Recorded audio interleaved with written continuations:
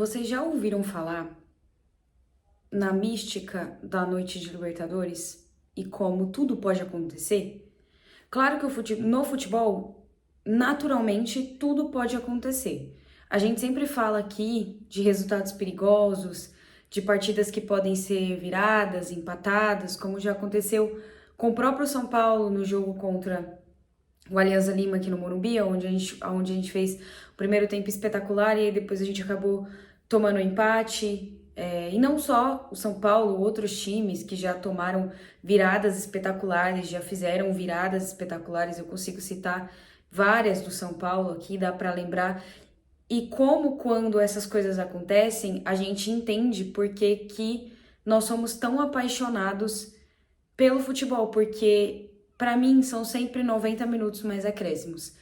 Dentro dos 90 minutos, tudo pode acontecer, tudo, absolutamente pode acontecer, porque o futebol é imprevisível.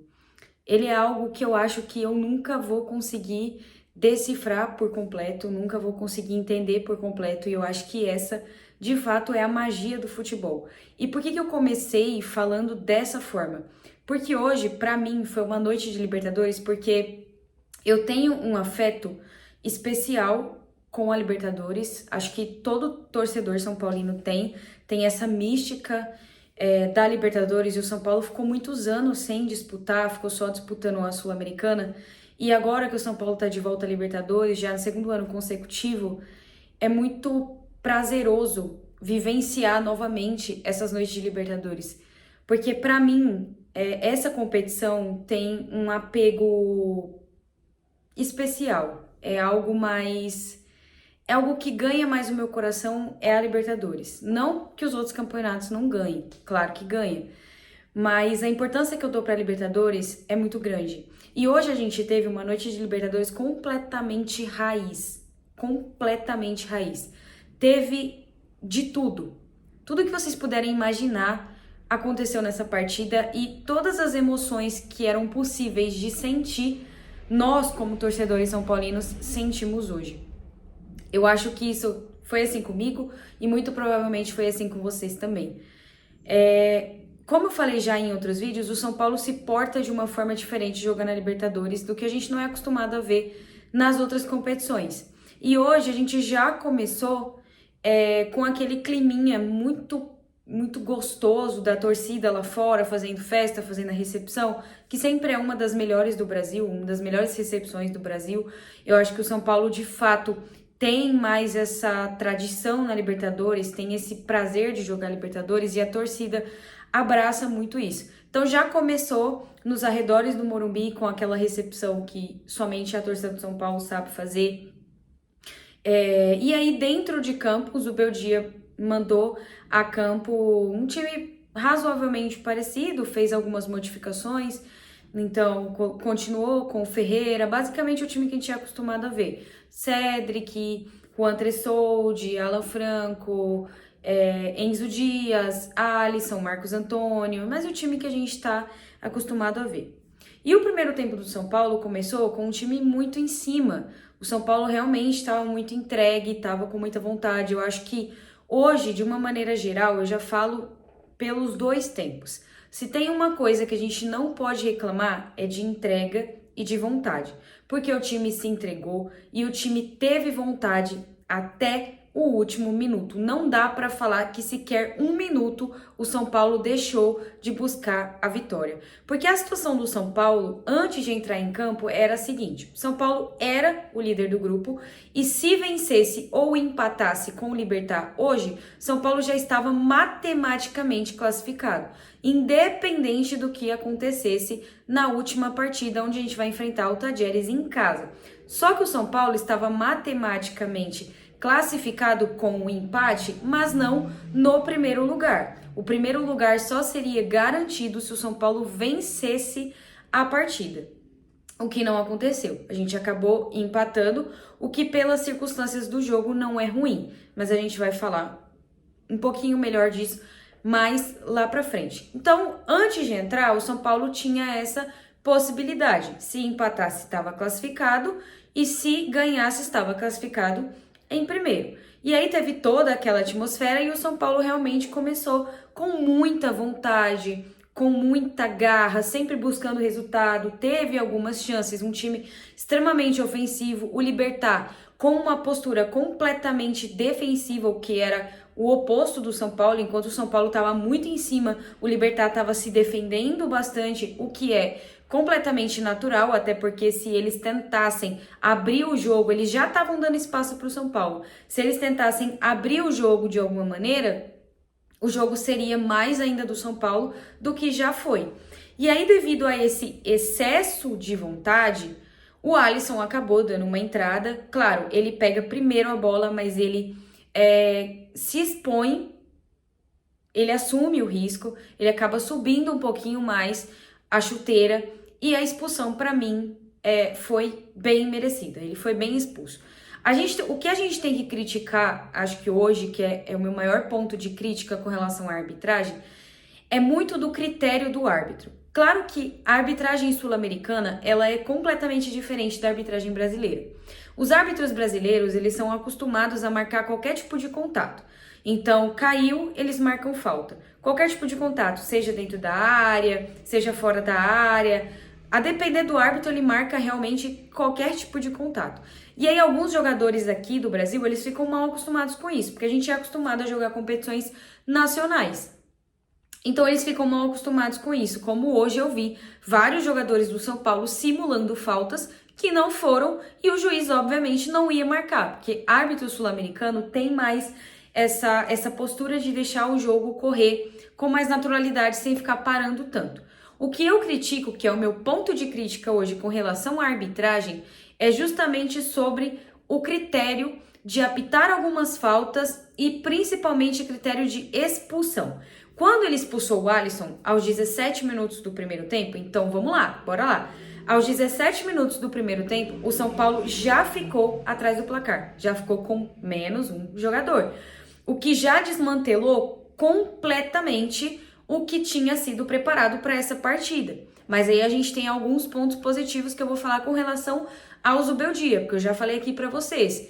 Eu não quero ter razão, eu quero que o São Paulo seja campeão. Não gosto do trabalho do Zubeldia, para mim ele não é treinador do São Paulo, mas quando ele acerta, a gente vai falar. E hoje ele acertou na maioria das suas decisões, mas a gente vai destrinchar isso um pouquinho mais para frente. Então, aos 17 minutos do primeiro tempo, o Alisson foi muito bem expulso porque ele assume o risco e o Alisson realmente estava fazendo uma partida um pouco mais abaixo. Acho até que é pela sequência de jogos que ele vem jogando. O Alisson é um dos poucos jogadores que é poupado, até porque não tem substituto, agora tem o Pablo Maia, então ele poderia ter iniciado com o Pablo Maia, mas entendo também, porque o Pablo tá voltando de lesão, então não dá pra você também arriscar colocar o cara pra jogar 90 minutos que seja, mas aí o Alisson dá aquela entrada e ele é expulso, não precisou nem de VAR, vermelho direto, foi praticamente na frente do juiz. Claro que o jogador do Libertad dá aquela valorizada, depois que ele é acertado ele dá um pulinho pra trás, faz o showzinho dele, o que é normal de acontecer, que muitos jogadores do Libertad fizeram isso hoje, fizeram um showzinho, fizeram cera, o que é natural. Nesse tipo de competição é natural, catimba argentina, catimba paraguaia, isso é natural. Os caras realmente fazem, abusam, isso é uma arma que eles têm para usar nesse tipo de competição. Então, para mim, é mais do que natural. Fico brava quando eu tô assistindo o jogo, mas é algo que a gente sabe, a gente entende que é do jogo e acontece. E aí ele expulsa o Alisson e o São Paulo fica com 1 a menos. Naquele momento que eu pensei, poxa vida, eu acho que ele talvez vai fazer alguma substituição, vai tirar a ofensividade do São Paulo e vai tentar fechar ali num sistema mais defensivo. Pensei que ele fosse fazer isso, apesar de, na minha cabeça, não fazer sentido nenhum, porque o time do Libertad é muito ruim, o São Paulo com sobras é o melhor do grupo, com sobras. Não era para o São Paulo ter perdido nenhum ponto para nenhum desses times, porque o Alianza Lima é muito ruim, o Tajeres é muito ruim, o Libertad é mais ruim ainda. A gente percebeu isso jogando lá e percebeu isso aqui. Então, ele não faz nenhuma modificação no time. O time permanece o mesmo até o fim do primeiro tempo. Achei que ele acertou. Não precisava mexer, não tinha necessidade de mexer, porque ele tentou sentir ali como seriam os primeiros minutos pós-expulsão. E foi minutos de controle do São Paulo.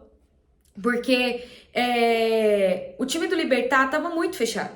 O time do Libertad não ia sair, eles não iam se expor, para eles o empate estava ok, estava bom, porque eles ainda chegariam na última rodada para enfrentar o Alianza Lima com chance real de classificação, de se classificar. Então para eles estava ok, não tinha o que ia mudar, estava ok para eles, não ia fazer diferença nenhuma. Então eles não quiseram se expor. Então o jogo foi completamente do São Paulo e o São Paulo continuou numa toada muito boa. O São Paulo continuou numa intensidade muito boa.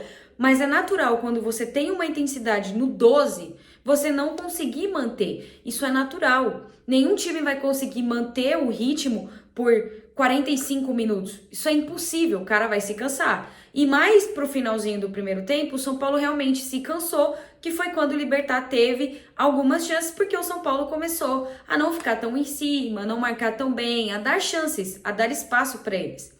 Então, eles começaram a se lançar mais o ataque, teve algumas jogadas ali perigosas, mas nada muito até determinado momento. O Rafael não tinha feito nenhuma defesa no jogo, não tinha nem sujado o uniforme. Então, mesmo com a expulsão, o São Paulo deu a entender que poderia vencer essa partida. Na verdade, os 90 minutos o São Paulo deu a entender que poderia vencer a partida. Só teve uma queda que é natural quando o Libertad fez o gol, e ali é quase como um banho de água fria. E aí teve da arbitragem, o que eu achei falta de critério. Ele expulsou o Alisson corretamente, vermelho direto. Só que teve um lance no Enzo Dias, ali já mais pro final, que o cara também dá um pisão proposital no Enzo Dias. O Enzo tá quase caído no chão e ele pisa, acho que um pouquinho acima da canela, ou foi na canela exatamente, agora eu não consigo lembrar, do Enzo Dias, que pra mim ali também era passível de cartão vermelho. Se ele não viu aquele lance em campo, o árbitro de vídeo deveria ter intervido na jogada, o que não aconteceu. Então, pra mim ali foi um claro exemplo de falta de critério da arbitragem, que no Brasil já é ruim, fora do Brasil pior ainda. Então teve ali uma falta de critério, o jogador do Libertad não foi expulso e deveria ter sido expulso pelo lance, deveria ter sido expulso e não foi. E nós tivemos também alguns lances de falta, onde eles estavam batendo muito no primeiro tempo, eles abusaram das faltas e eles tiveram pouquíssimos amarelos. O próprio jogador do Libertad jogou outra bola, ficou com 2 bolas em campo para atrapalhar o ataque do São Paulo. Não tomou nem amarelo, eu estava assistindo pela Globo. O Luiz Roberto ficou maluco, ele falou, o juiz não vai dar amarelo, ele não viu que isso aconteceu. Então teve uma falta de critério muito grande por parte da arbitragem que prejudicou o São Paulo.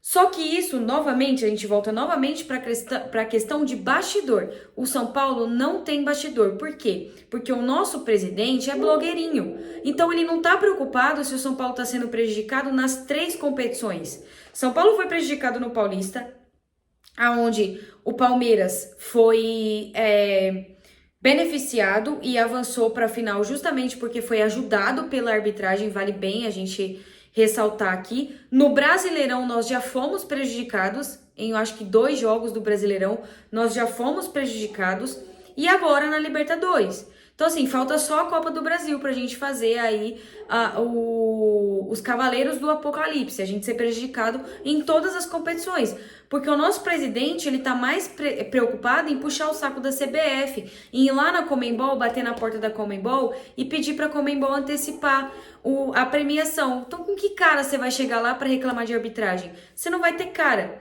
Então esse é o problema do São Paulo ser gerido por incompetentes, porque a gente não tem bastidores. Por que vocês acham que o Palmeiras atualmente é o maior clube beneficiado aqui do Brasil? Nem o Corinthians não consegue essa façanha. Por que vocês acham que é o Palmeiras? Porque tem a Leila lá. A Leila tem contatos, a Leila tem bastidor, a Leila tem voz. O Júlio Casares não tem. Por isso que a gente se ferra em todas as competições que a gente disputa. Porque, claro, o Alisson ser expulso com 17 minutos desmantela completamente o time do São Paulo. Só que e se a gente igualasse? Porque quando tava 11 contra 11, São Paulo tava fazendo um jogo quase que perfeito. E aí o Alisson, por excesso de vontade, acabou pecando. E se o cara é expulso e fica 10 contra 10? A gente teria muito mais chance de vencer essa partida, que eu acho que naturalmente era o que iria acontecer se tivesse 11 contra 11. O São Paulo iria vencer e talvez até com facilidade. porque realmente estava tendo ali as ações e até quando ficou com um a menos. E aí a gente volta para o segundo tempo e a única substituição que ele faz é tirar o Juan Tressoldi e colocar o Arboleda. Ao que tudo indica, o Juan Tressoldi se machucou. A gente ainda não tem maiores informações, mas aparentemente ele se machucou, por isso que o Arboleda retornou aí para o time do São Paulo depois de um período fora, porque também sentiu um desgaste aí muito grande, que eu também não sei o que está acontecendo com os jogadores do São Paulo, que os caras não conseguem mais jogar, eles se desgastam o tempo todo. E eles se lesionam o tempo todo. O Lucas, que até então tinha voltado, agora não voltou mais. Previsão de retorno do Lucas depois de uma lesão aí que foi diagnosticada é para depois de julho, depois da Copa lá que vai ter.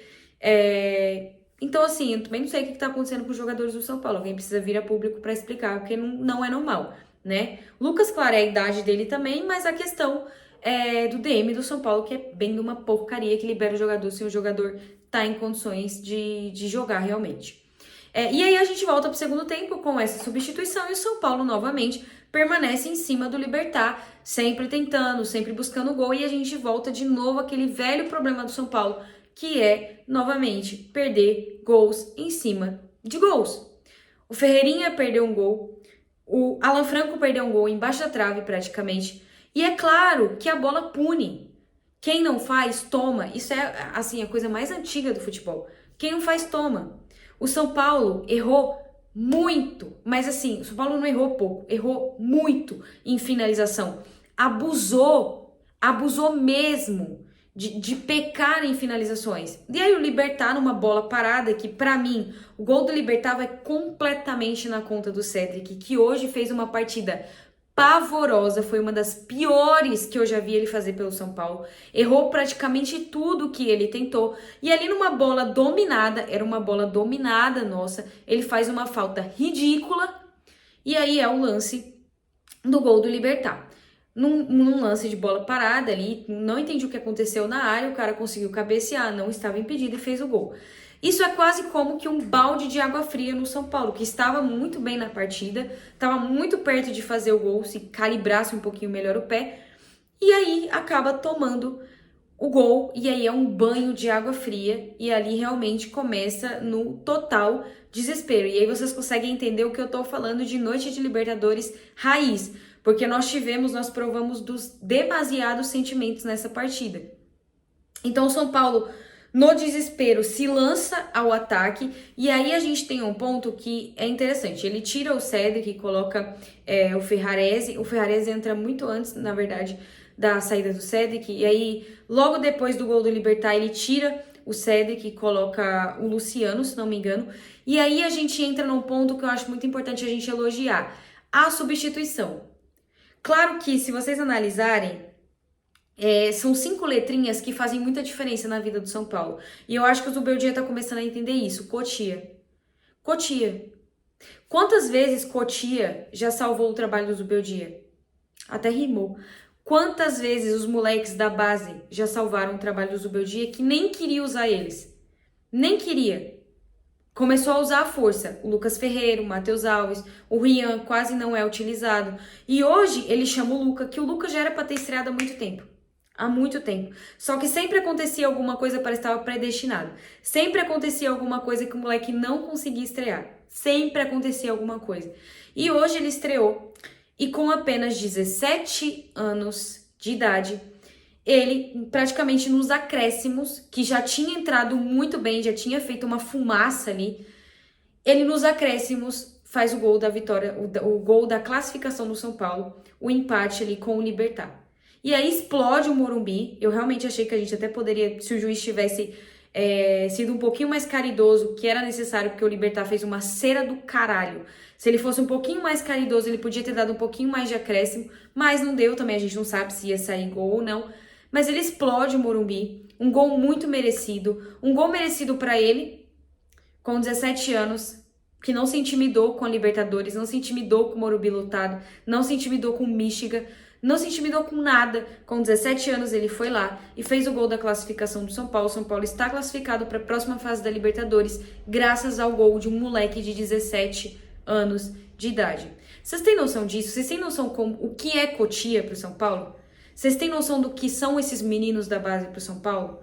Gente, é bizarro como eles salvam. Como o Lucas Ferreira já salvou o trabalho do Zubeldia, como o Rian Francisco já salvou, como o Luca também agora tá salvando. É bizarro.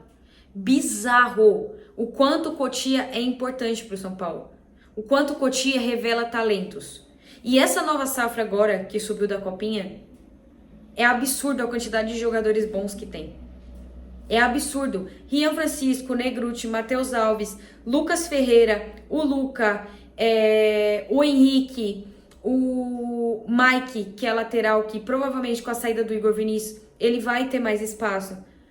Então o moleque de 17 anos entrou, já quase nos acréscimos, e fez o gol da classificação do São Paulo. E tem dedo sim do Zubeldia, foi ele que colocou, foi ele que chamou o moleque. Ele poderia ter feito qualquer outra substituição, mas ele colocou, ele escolheu colocar o Luca. Ele confiou no Luca, e o Luca retribuiu a confiança e tem que entrar aí aos poucos, não só o Luca, mas outros jogadores também. E é bom para ele e bom pro São Paulo, porque pelo que apresentou, pelo que produziu, pelo volume de jogo, o São Paulo não merecia perder hoje. Não merecia. Tem jogos que a gente olha e fala, meu Deus, terrível. Terrível. Tem jogos que a gente fala assim, não, acaba, pelo amor de Deus, que foi o último jogo do Brasileirão contra o Palmeiras, que o São Paulo se portou como um time covarde. E hoje, o São Paulo foi pra vencer mesmo, foi pra cima, o tempo todo não desistiu de nenhuma jogada, lutou até o último minuto, todos os jogadores, sem exceção, até o Cedric teve vontade. Ruim, mas teve vontade. Todos os jogadores. Então, o São Paulo não merecia perder essa partida. Não merecia sair derrotado. Ia ser uma injustiça fodida se o São Paulo saísse derrotado de hoje. Mas não saiu. Estamos classificados. Cotia resolve. Graças a Deus. Graças a Deus. 5 letrinhas com significado enorme. Simplesmente made in Cotia.